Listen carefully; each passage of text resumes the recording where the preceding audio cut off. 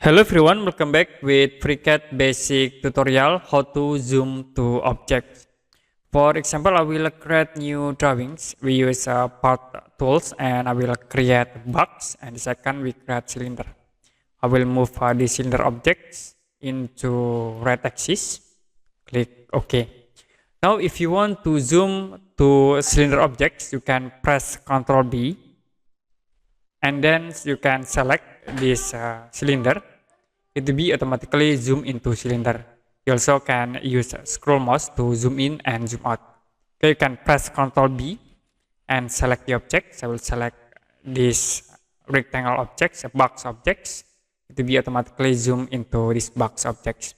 You also can zoom like in the corner here. It will be automatically zoom. Use scroll mouse to zoom in and zoom out. If you want to change zoom steps for cursor, you can go to edit and click preference.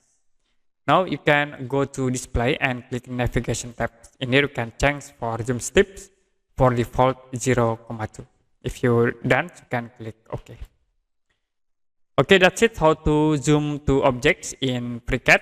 And if you have any question about this tutorial, you can comment below this video.